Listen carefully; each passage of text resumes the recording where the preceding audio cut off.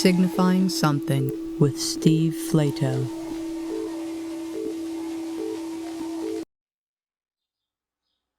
Hey everybody, this is Steve Flato, and you are listening to Signifying Something. I'm sure you could hear the birds in the background because I record this in my little one-bedroom apartment, and it is 6:39 a.m. here in San Diego on a Sunday, and here I sit after listening and putting together this podcast interview all night with David Kirby. Writing the notes and listening to it again and re-experiencing our conversation. And it was just so much fun. Like, Kirby is just the most surprising and eccentric dude, and I can only say nice things about him. David is a software programmer and a musician, and he primarily uses cassette tapes. He makes these really playful and rhythmic tape collages live using the tape players, and he'll vary the pressure on the rewind button and the play button to use these tapes he will use any tape. He says in the interview that he uses a Halloween sound effects tape and a Milli Vanilli tape, and he records his walks to work, and they're really just surprising and sometimes confusing. He describes his work as an open-air experiment exploring psychophysical defecation in virtual spaces. So he doesn't really use effects like reverb or delay. He just kind of uses the tape players alone and manipulates them with his hands. And he gets these cassettes from God knows where, and you just never know what's coming. And like I said, the sense of rhythm that David uses is just so much fun. It's very in the moment. What impresses me is his ability to respond to himself and to, I'm just going to say play with himself. So today he's got this piece called Mixdown, or it's really untitled, that was the file name. And it was recorded after David had not played music for a little while. Being sort of in transition. He mentions that he lived with a medicine woman in the mountains of South Carolina at one point. That is not out of the question for David, and it's totally reflected in his music. So I wanted to mention that I've gotten some feedback that some of the terms described in the first episode with Leo Bertucci they went past some people. And I want to make sure that this program is accessible to everybody. So feel free to email me at signifycast, that's signifycast@gmail.com with any questions you have. I'm going to try and make the notes a little more comprehensive and link to anything that I mention or David mentions that might be confusing or just too obscure or whatever. Anyway, that's my cat in the background. That's going to be a frequent guest here. His name is Miko. He is 17 years old. And that's how David and I end our conversation today, talking about cats and dogs. So, I hope you guys enjoy this conversation with David Kirby. I sure as hell did.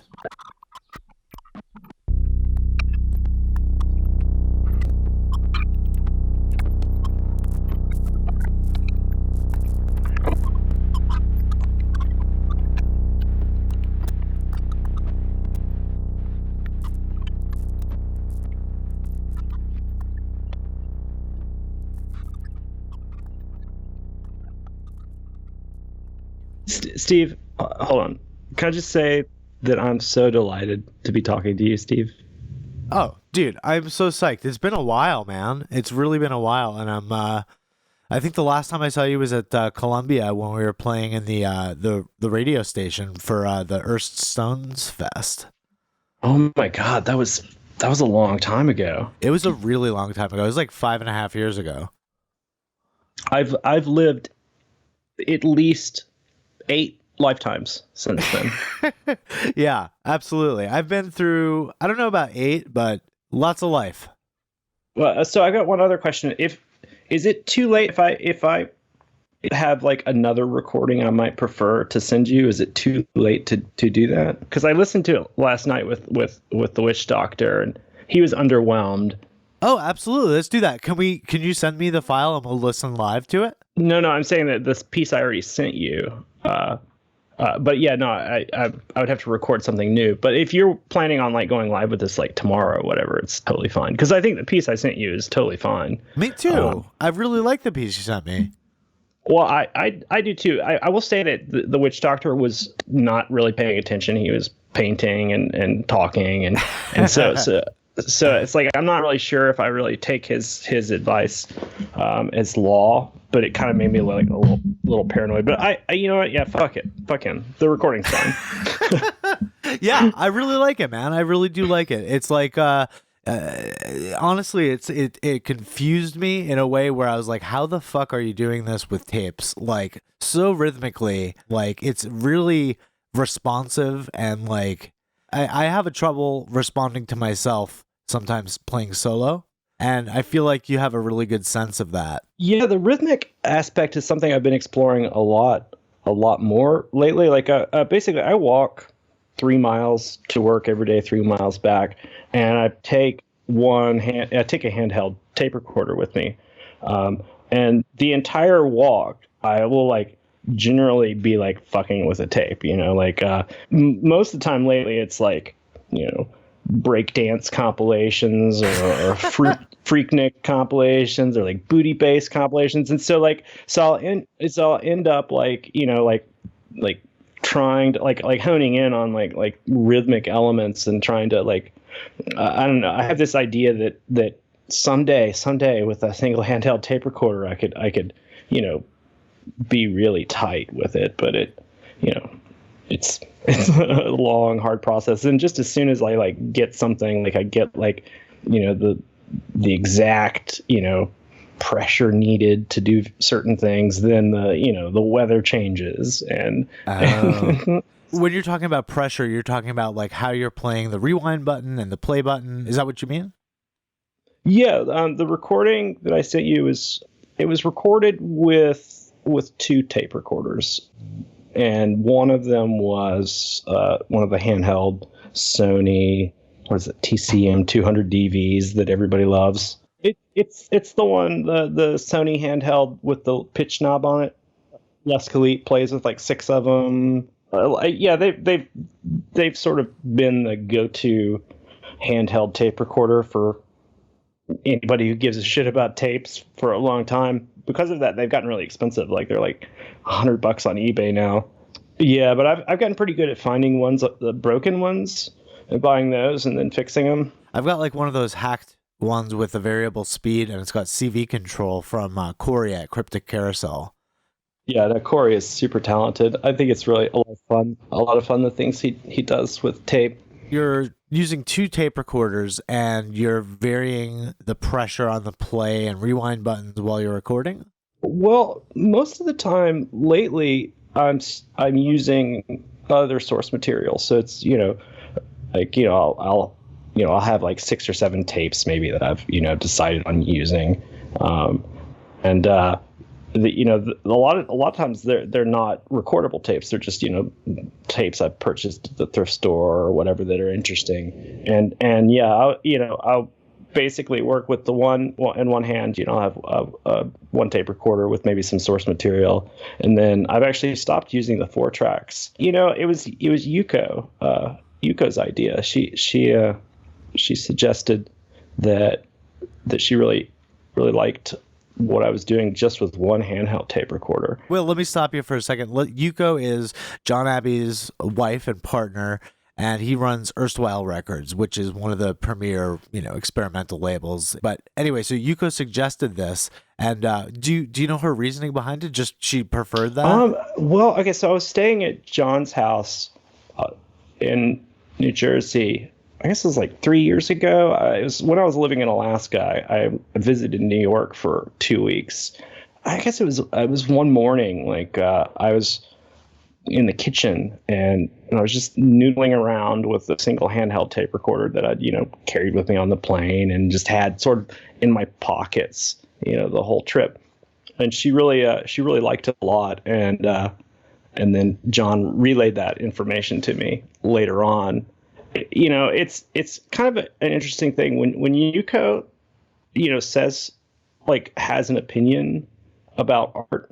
It's generally something that I pay attention to, just because I feel like she's got one of the purest ears in regards to, like, I don't know, like, her context is such that I like, she's got no other reason to like something other than it's interesting or good. It's somebody's taste that I respect, and John's as well. But yeah, so ever since then, I've sort of had this nagging feeling that the 4 tracks were a crutch, and it helps that buying 4 tracks has become really difficult. There just aren't that many for sale anymore. And actually, my friend Bradley Bailey, who there was a recording with me and Bradley Bailey on Travis Johnson's label, Astro Waltzes. But Bradley made the joke that the reason I can't find any 4 tracks is because I've smashed them all. So how did that happen? Oh, smashing 4 tracks? Yeah. Well, I used to be pretty wild when I played, and I'd say between like 2005 and 2010, I was making lots of money by virtue of being a software developer, and spoiled and buying every tape recorder I could find off eBay, off Craigslist, from thrift stores, and so I had very little respect for the equipment, and so it was disposable. All the equipment was disposable, and inevitably, if during a show, I felt passionate or angry or any sort of like extreme emotion, I would take that out on the equipment. And I destroyed a lot of equipment for a while, and I kind of feel kind of shitty about that now. But at the same time, I who knew that you're in the moment?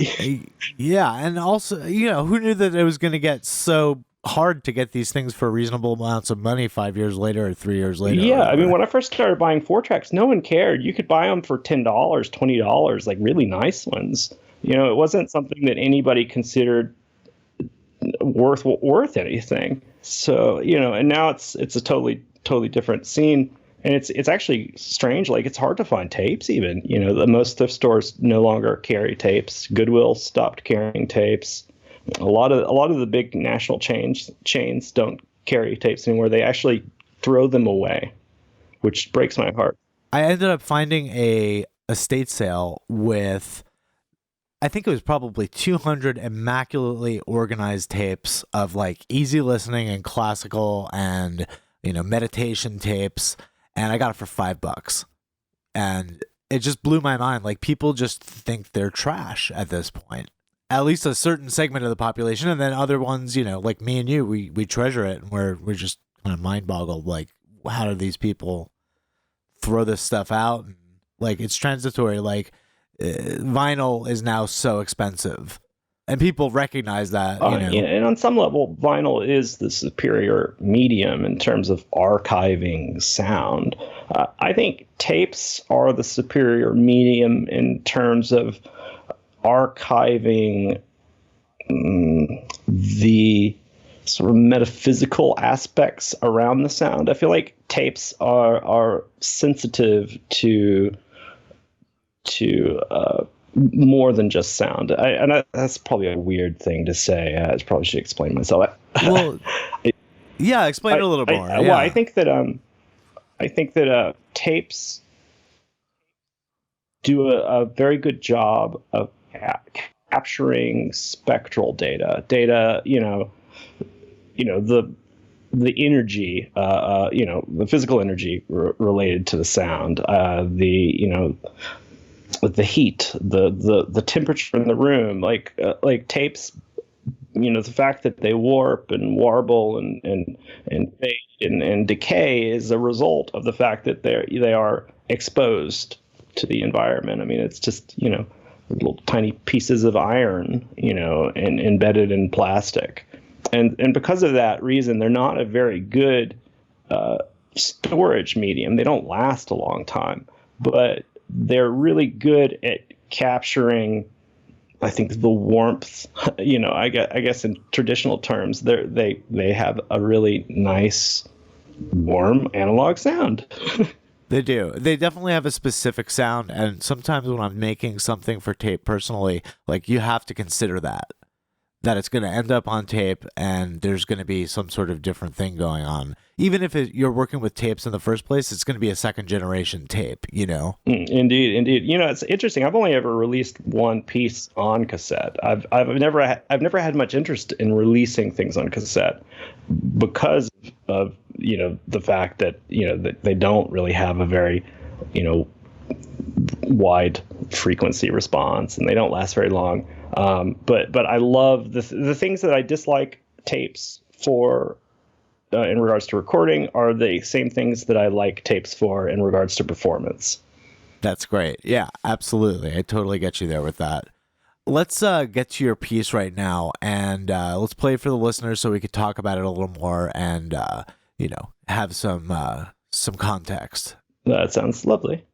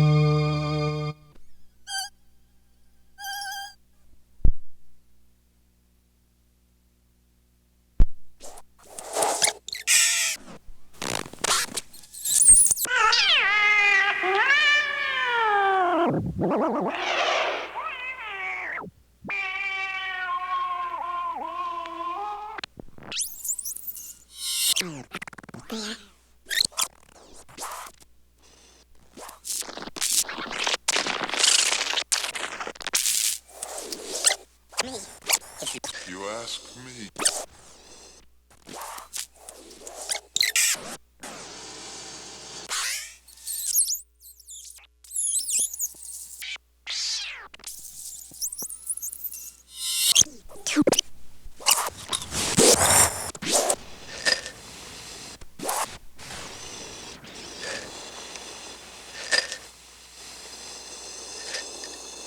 If you ask me.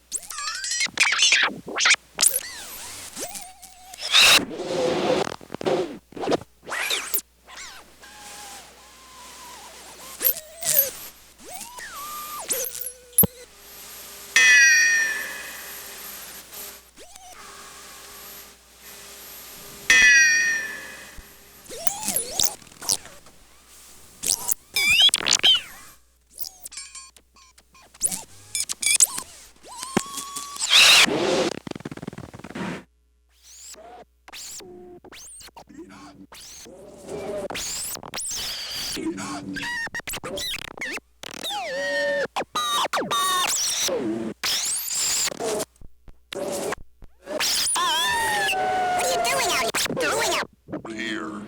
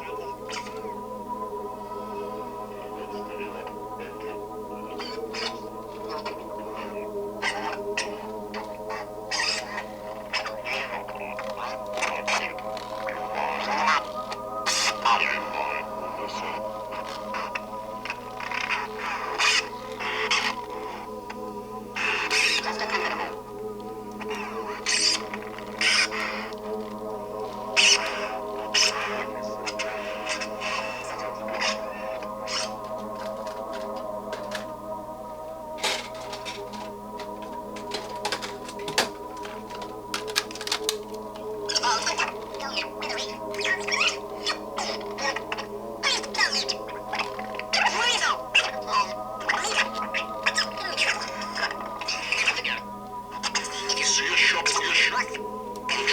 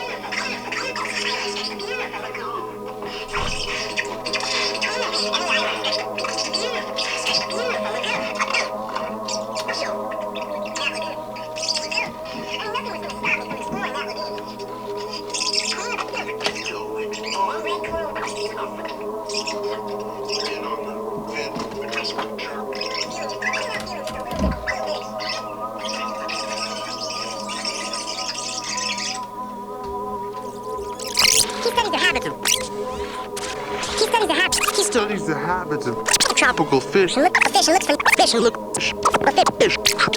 kinds of plants and fish that haven't been discovered. Tina and I were visiting him on the Cassette. Kinds of plants. Some fish that haven't been fish that haven't been discovered yet. Kinds of ocean plants and fish. Yes. Or catch them if they're like sick. Or for them if they're like sick or injured. Stick close together, kids, and don't swim off too far. Swim off too far. Stick close together, kids, and don't swim off too far. Especially you, Billy. They're serious. Don't vote. Don't go. Vote. Don't go. Don't. Now, Billy. This is serious. Leave the boat. Leave the boat. Now, Billy, this is serious. Don't leave the boat. Go near the reef. Don't leave the boat. Get into trouble. Now, don't forget. Feeling just a little bit excited. I just wanted to spot a shark. I wanted adventure. Seen on the horizon. Hitting right fast. I wanted adventure. The Cassandra. It's beautiful. I mean, nothing was gonna stop me from exploring that lagoon. No matter what Dr. D said. Where? It's so darted from view. Had from view. Leave me behind. I felt the leg, and I get the leg. Still with me. Started.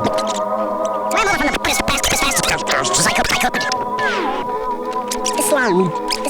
I hit your advance. That's like, oh, the slime.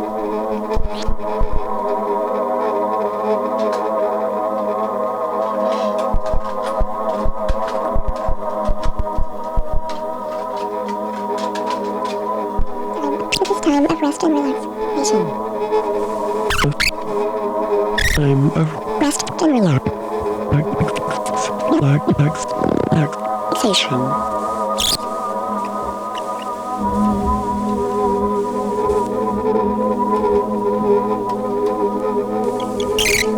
benefit if you are in a quiet area where you will be undisturbed. This tape is meant to encourage deep relaxation, so please do not listen to it while you're driving. For the next few minutes, simply enjoy the music in preparation for your time of guided meditation.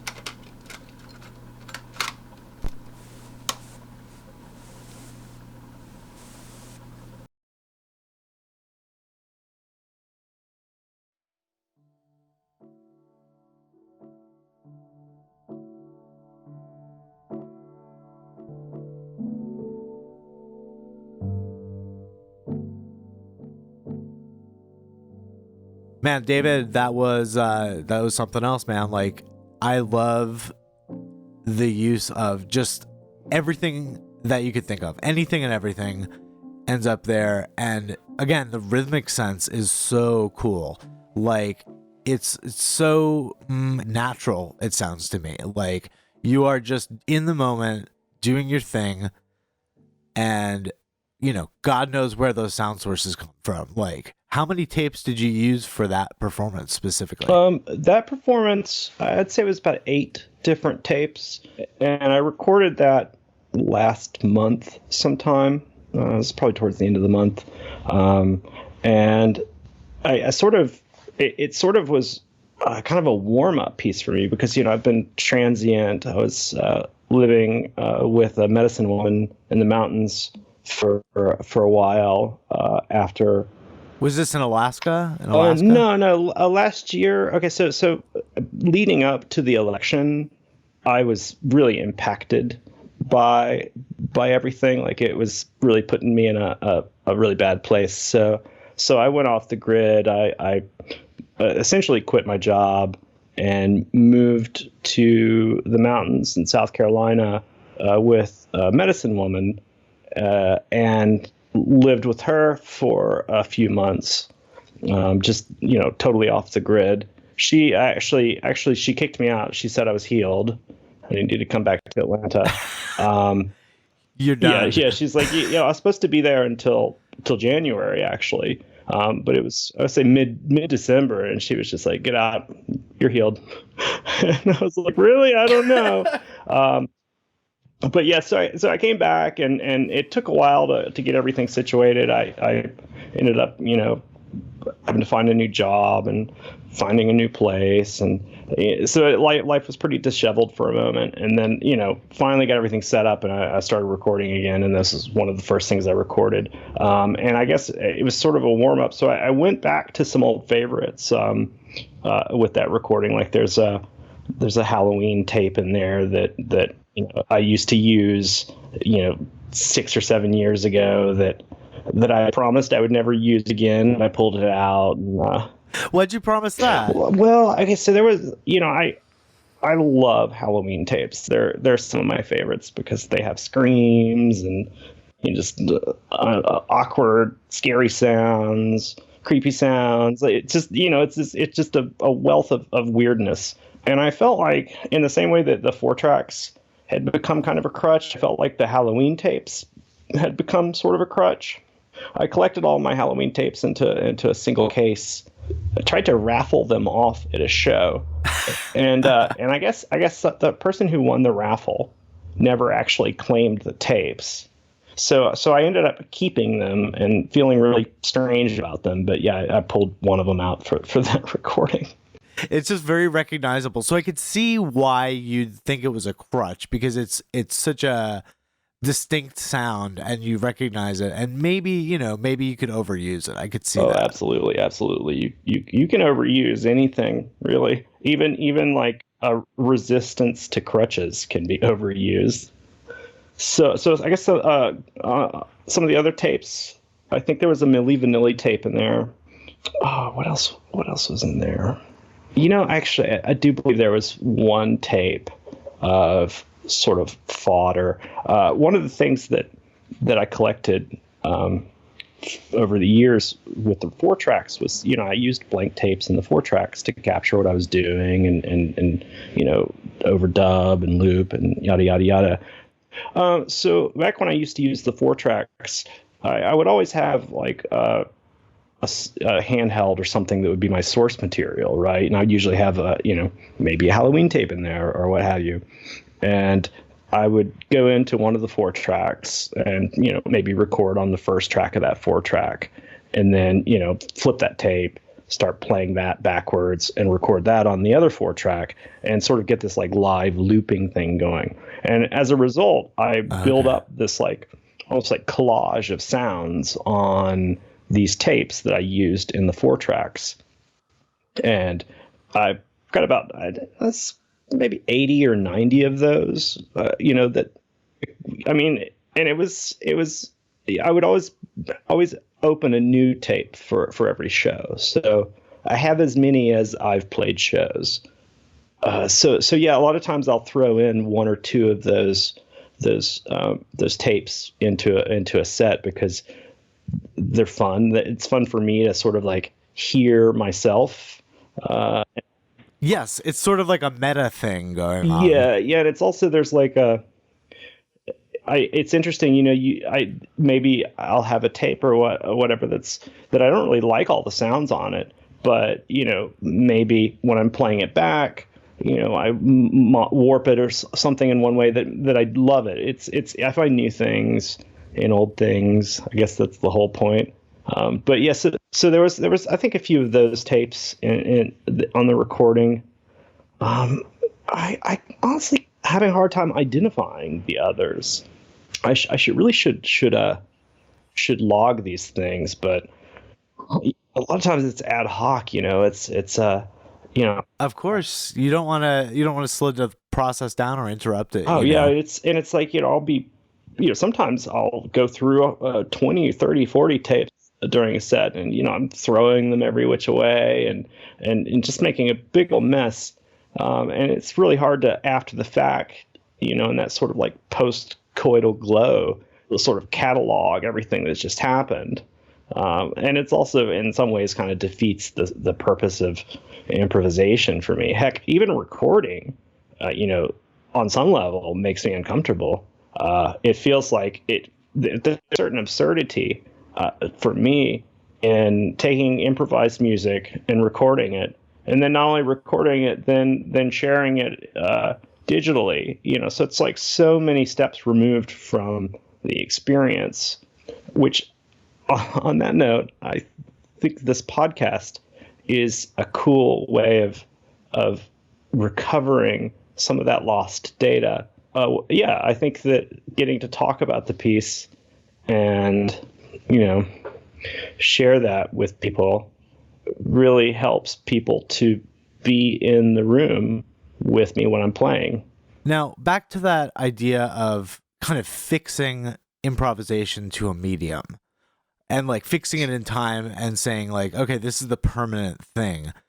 I understand how you feel about that, but I think it's kind of cool. Like it's almost like a snapshot or that you put into a photo book. But I know people like John Cage were against it, and a lot of other, people that are against like this open form in, either improvisation or like an open form composition. They don't like the idea of it being fixed afterwards. I've changed my feelings on this topic a lot. In 2003, I started Homophony, and the whole point was to release recordings of improvised and electroacoustic music on the internet. And I believed very, very strongly in that idea. I thought this is it. This is the thing. This is the platform we've been waiting for. And it's funny because I argued with so many people. I remember getting it in debates with people. I worked at a record store, and I debated with my customers who just thought that the internet was going to destroy music. It was the worst thing ever. And I was like, no, it's going to change everything. And in the end, I feel a sense of loss for the physical object. I feel a sense of loss for the reverence that accompanies that physical object. And I feel like while in 2003 you could release some music on the internet and it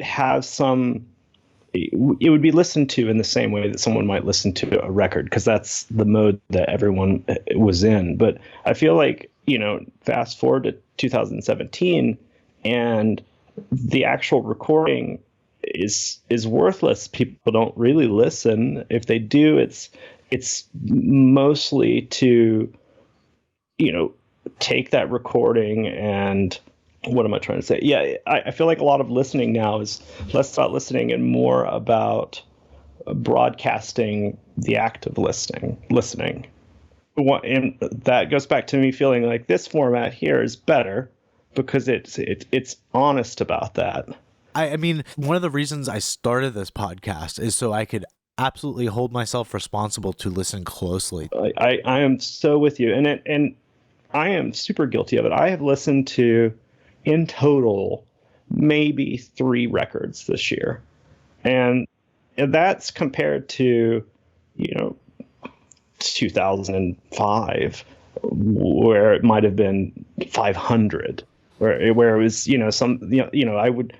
I would be excited to get off work and come home and listen to a record that I hadn't heard before. I would plan my weekends around what psychedelic I was going to take and what records I was going to listen to and what order. It was everything. And now it feels very difficult. It feels very difficult to get there. It feels very difficult to find that space, to find that time. Do you think that's a result of your living situation changing a bit, or is it just kind of everything as far as like the way we consume music, or is it both? I have a hard time separating sometimes my perception of the universe and the impact of my perception on the universe. So I would say it's both. Yes, I'm not as good of a listener, and neither is anyone else. I agree. I think my listening has definitely suffered. Like it doesn't seem as important as when you buy a record and you feel this sense of, I don't know, I feel guilt if I don't listen to something closely when I own it.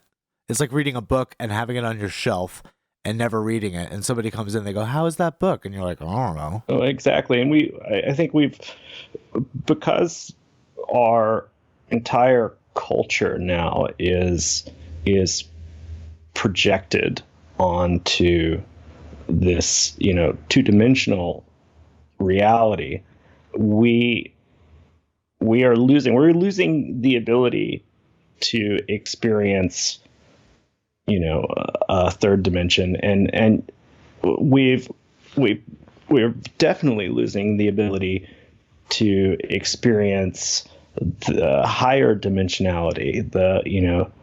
The space in between the notes is suffering even more. So while it was difficult to listen to a record in 3 dimensions and get your mind into a place where you could hear that record the way it was intended, and to hear the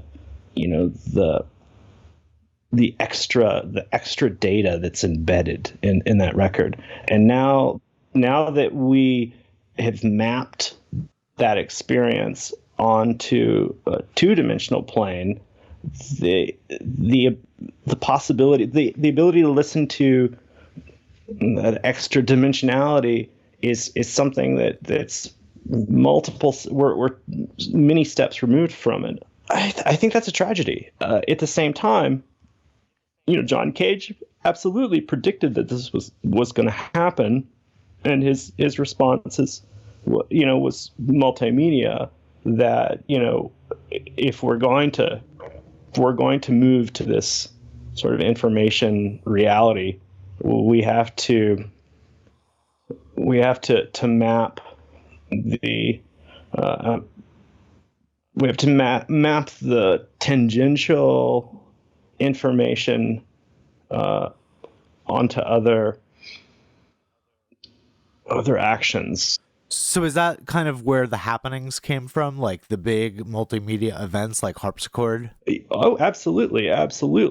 And I think you already are seeing, like, even though maybe, like, okay, in the electroacoustic improv world, which is always been small and always will be small, yeah, we suffer in one way, but everyone else suffers in their own way. And you see with younger people, they're treating the entire web experience as a piece of art. It's almost like a neo Dada like soup. It's not very good. I don't think it's not very interesting. But it's like they're aware that the nature of art is changing, and that the nature of individuality is changing. I don't think that the idea of a star, it feels really absurd now. Like, who is a star? Who's still a star? There are no stars left. We're all stars, and I feel like I would say there's some cool things that have come out of this. I feel like the electroacoustic improv community has maintained the community aspect very well, and I love that. It's like a local scene, like the DC hardcore scene, but it's spread out over the entire world. And I think that's amazing, and because of that reason, I think that it's going to stay alive, and it's going to stay relevant, it's going to stay interesting, it's going to continue to draw us in and engage us. But I think that we all have to figure out cooler ways of sharing our improvisations. Kind of related to this is why I feel like using just a laptop on stage and just sitting there is kind of a bummer, just because you're not embedding that extra information and using the opportunity to showcase the potential of a live performance. Like, you're just ignoring that entire visual aspect that you could have. And because it's acousmatic music, meaning that you are not seeing the source of the sound, it's sort of it misses that extra data. Well, yeah, I think that's the reason why people still come to see me play or come to see you play is because we're not just using a laptop. Well, I used to, but not anymore. I did not know you used a laptop.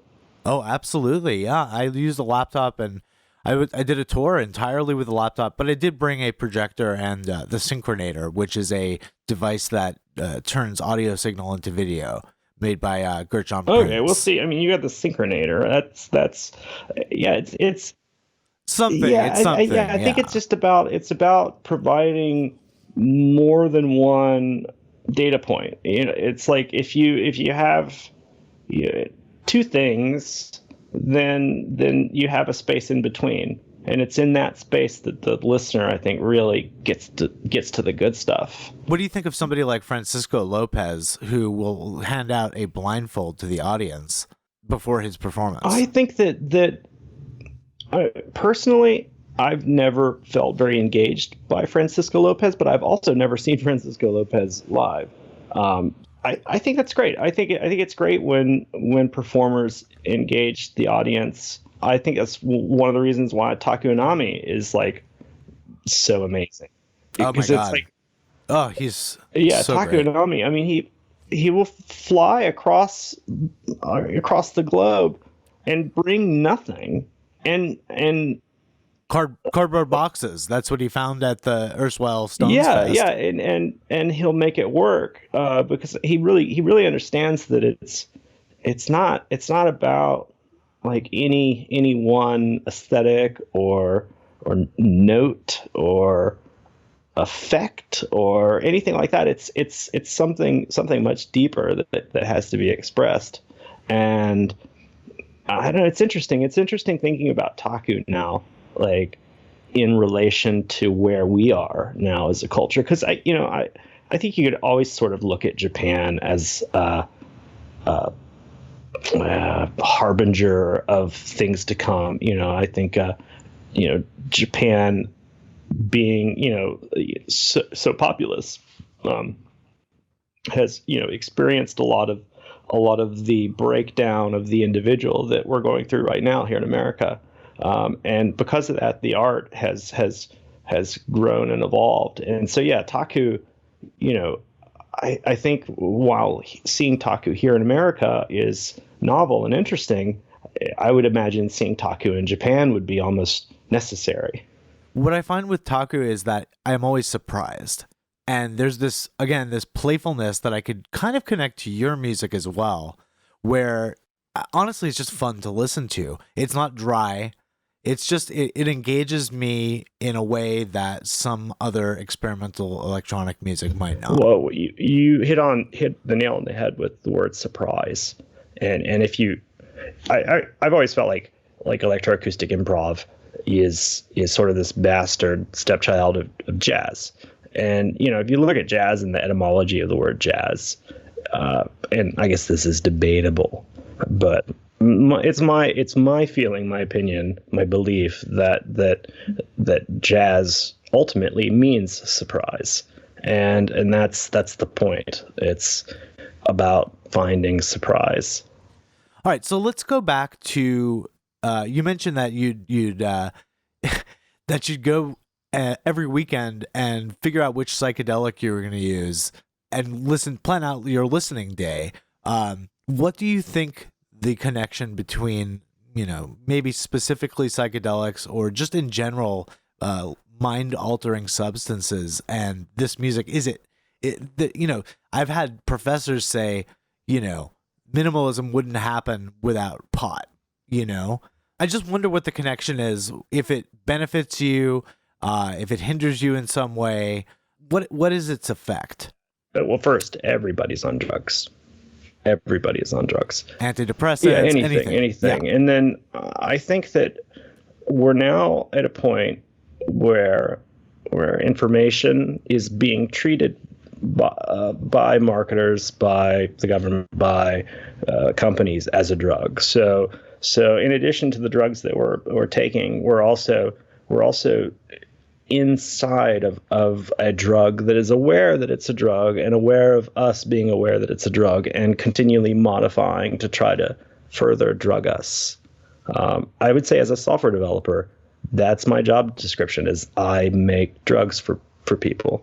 And I think that because of that, I think that not only are psychedelics important, I think they're necessary. I think that the only way that we can survive, or the only way that we can blossom in this environment, is to be able to step outside of it. And psychedelics give that ability, but it doesn't have to necessarily be psychedelics. The psychedelic experience can be a result of sleep deprivation. It can be a result of sex. It can be a result of all sorts of things. But I think that it's really important for us to do what we need to do to get to where we need to be to experience things in the moment.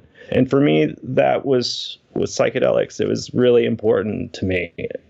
I don't think that I would be able to do my job even had I not taken psychedelics, lots of psychedelics in my life. for me, it was, I've had two experiences that were kind of life-changing in some way. The first was in college. I was a music business major, which was just miserable. And, I think I took mushrooms for the first time, and the next day I changed my major to music technology, just because it was so obvious to me that that was what I wanted to do, and that was what I wanted to take the opportunity to do in college. The second experience was listening to Cosmos Tears on, I think it was my first or second time taking LSD. And it was, before I took it, it seemed to me to be this kind of esoteric, cerebral, intellectual exercise or conceptual exercise with these, this Cosmos Tears album is mostly high sine waves by Sachiko M, and this kind of screechy voice, high screechy voice by Amy Yoshida. And when I heard it, I remember looking up at the ceiling and feeling the communication between them, finally. And there was this intimate communication that I would not have heard otherwise, I think, or as quickly. And that sort of made me go full bore into what I'm listening to now. Oh yes, absolutely. Well, I don't know what studies support this, but it's sort of generally accepted in teaching circles that you're unable to differentiate between truth and true and false relating to information that you don't understand. So it's like, let's say someone's talking about, I don't know, quantum physics, right? And I don't know anything about quantum physics. There's no way for me to ascertain whether the conversation they're having is real or not, right? And so I think that happens with music as well. Like, if you don't understand music, you can't know if it's genuine or not.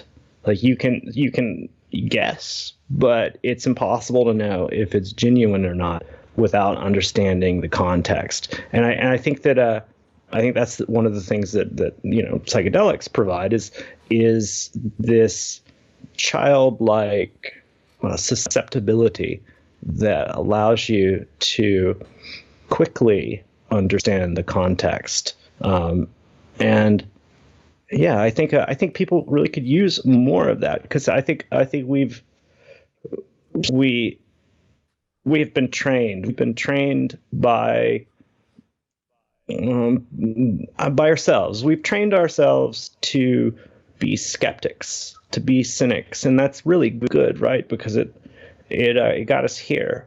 But I think that we've thrown out the baby with the bathwater. We are so hyper skeptical that we don't see truth anymore either. And so yeah, I think that it's really good to be impressionable. And yeah, and also stand outside yourself. Yeah. I think that's a huge thing. Yeah, and it's also like I also think we should be more willing to fail, and that's one of the coolest things about improvised music. And I think that's the reason why improvised music is the only music that I've ever made in my life that I think really matters, is because it's the music where I fail. It's like I need that. I require that. I have to fail, or I stagnate. And I think if you don't fail, you don't learn. Once I got over my fear of failing, I started. I actually released my first piece on David's label, Homophony, and that was in 2007. I did not release anything else until 2014, outside of one release. And that was because of my fear of failure. And I feel like once I got over that and I realized I could learn as I go, I could learn in public. I've spent, however many years, 6-7 years just doing it privately. And once you get over that feeling of failure, I think that you can go out there and, make mistakes and learn from them. And that's the only way to truly grow. Oh, absolutely. Absolutely. I don't know. I love your music, Flato. Yeah, I mean, but I will say that I'm a little biased when it comes to your music, because I just love you so much. But Likewise, man. Likewise. but yeah, I don't know. For me, a failure has been harder to come by these days. And it's like I've been trying to like wear it on my shoulder, like just really just fail so blatantly and so outrageously that it's like everybody's seeing I'm failing. But it's like it seems like no matter what I do, like there's this like sort of like idea, like the platonic ideal of who I am that like runs ahead of me and screws it up. And like somehow like makes it make sense. And it's like so much of what I do should not make any sense. And if people infer sense from it, that's a problem. See, for me, I think everything revolves around my current life situation. Well, no, I have to interject here and say that whatever mode that you're in that leads to some of the like almost like Neil Hamburger-esque jokes, I like that a lot. More of that, please. Oh, absolutely. So you're referring to my piece about the Olive Garden, I assume. Love it.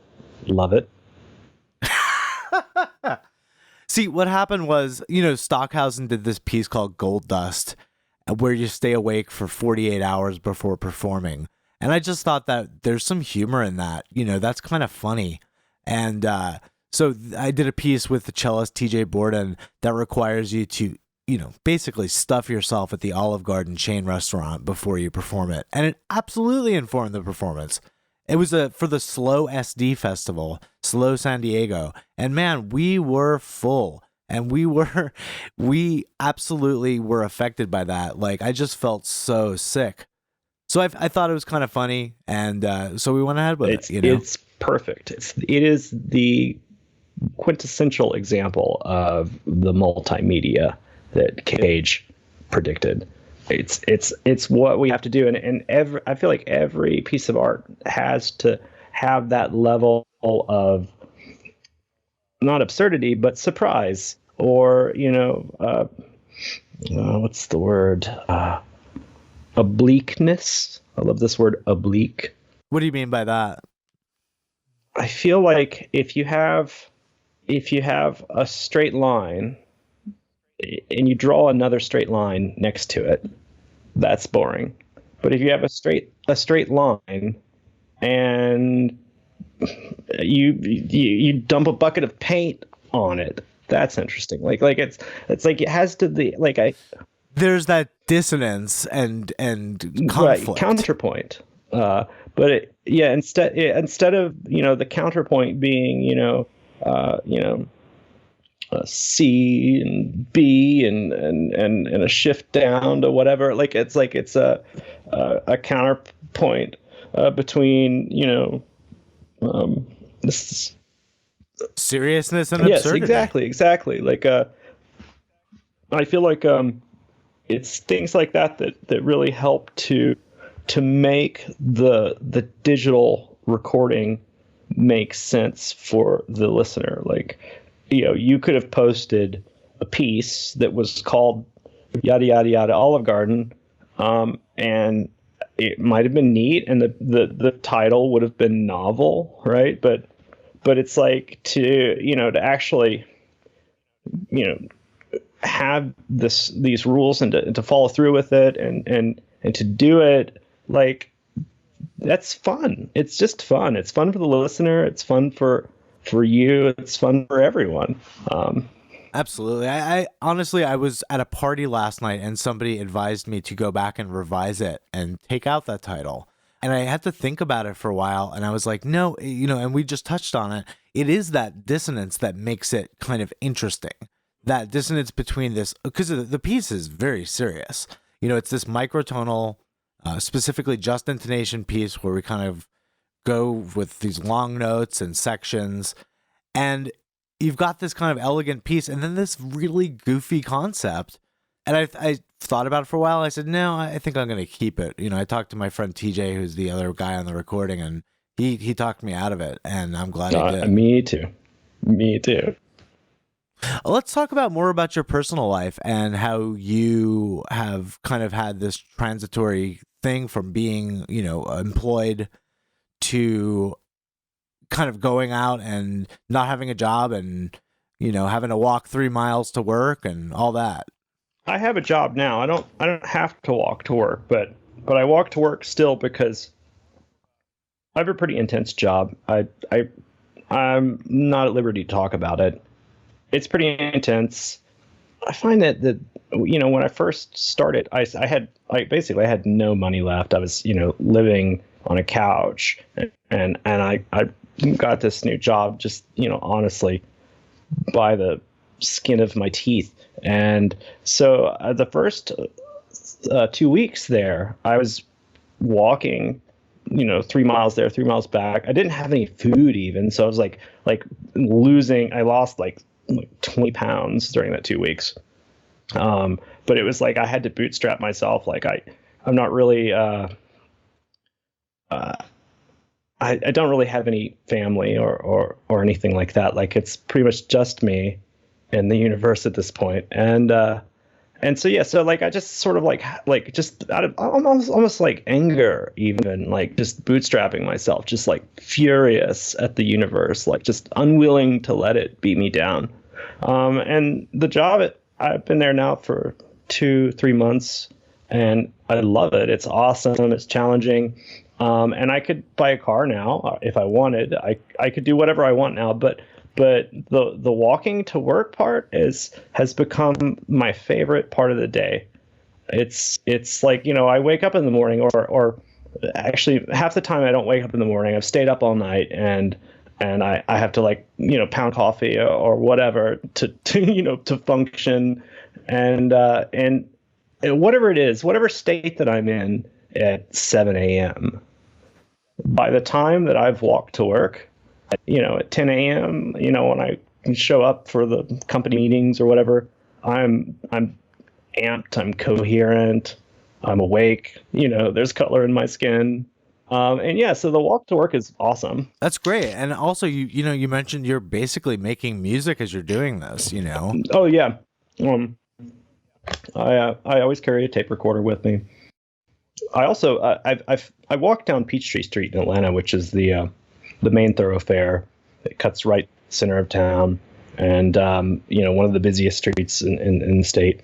And I realized that walk was a messaging platform. Like I see 10,000 people a day as I'm walking down the street. So I've had a lot of fun, like just dressing in the most outrageous outfits. It's like You have an amazing sense of style, David. I've seen you in suits. I've seen you dressed goofy as hell, and I think it's a great, reflection of your personality. Yeah, for sure. I usually, the thing I've been sort of going back and forth between now is I'm either wearing like a ridiculous suit with bright colors. I've been wearing a lot of like a pink suits with like pink ties and pink belts and pink shirts. And I'll wear something just totally ridiculous, or I'll wear booty shorts. I've really gotten into wearing booty shorts, and it's I don't know, it's sometimes it makes people uncomfortable, and actually one of my bosses at work, he sort of suggested that's not cool for me to wear the booty shorts to work. Yeah, I guess, being a software developer, you sort of get to do whatever you want until your ass cheeks are showing, I guess. It's kind of That's great, man. Yeah, but, absolutely. But yeah, definitely like the walk to work is a messaging platform for me. Like I have the tape player in my hand, which isn't something that really anybody hears unless they walk by, but inevitably, as soon as I see someone I'm going to walk by, I can't help but think about, well, what are you doing on the tape, and how's this going to impact them, and what are they going to hear the moment they walk by? And it's interesting. I'm learning a lot about people walking to work. Like what I wear, the way I present myself, results in drastically different attitudes from drivers. If for example, if I wear a 3-piece suit, with a tie clip and freshly shined shoes, cars will stop even at a green light to let me pass, right? But if I'm wearing booty shorts, they'll try to run me over. Oh my God. Yeah, it's really, really, really interesting. Some of the things I've sort of discovered just subconsciously about drivers, So I don't know. I have a lot of fun with it. It's taught me a lot. It's maybe a little jaded in some ways. But again, it goes back to that kind of idea of surprise. Like you're surprising yourself within your daily activities in life. Oh yeah. Every day is. And it sort of adds that sense of chaos too, which I'm addicted to. I love chaos. Oh yeah. I love chaos too. It makes life fun, I mean, not to make life dramatic, but I can't work a regular 9 to 5. It's so gray and it's so predictable. And you're working obviously as a software developer. You've got a little bit of a looser. I'm sure you could work from home and do stuff like that. I have some flexibility. Yeah, I work at 10 to 6, but I do have to be there Monday through Friday, every week.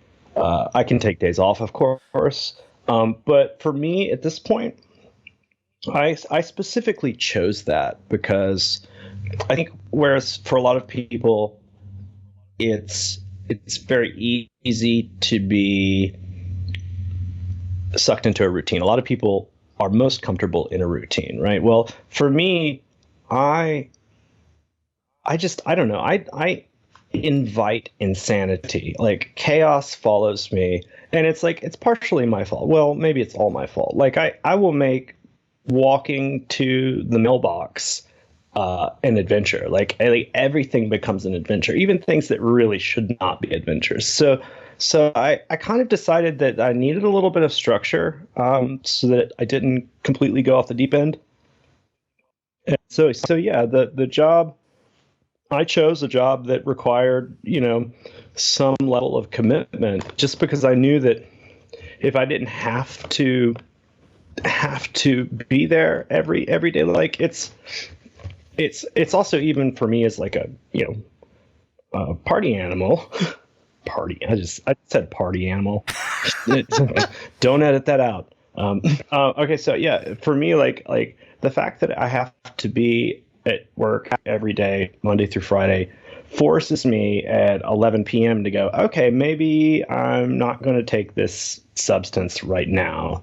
Maybe I have, sure. Maybe I can't, maybe I have to sleep, or otherwise I won't be able to do my job. Like, so it's like the fact that I have to think about those things is important, because otherwise I would just completely go crazy.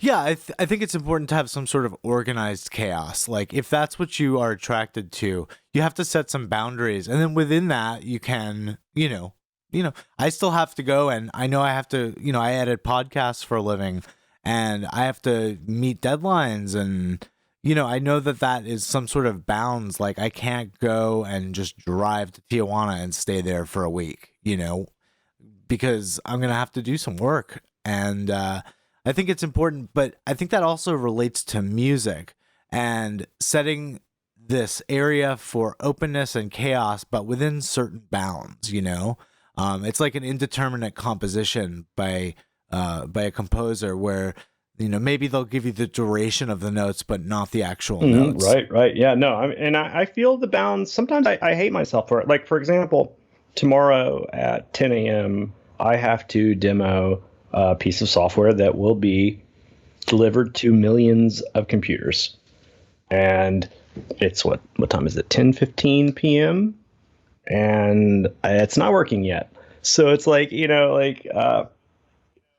kind of good for me. It's good for me because otherwise, I might spend the rest of my night making fun of dog people.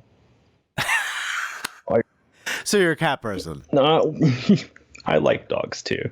I like dogs too, but dogs don't like me. Well, Yeah, I'm a cat person. I'm absolutely a cat person. Dog people are fascist. Oh, man. All right. I think that's a good note to go out on, David. That's a lovely note. Stephen, this has been so much fun.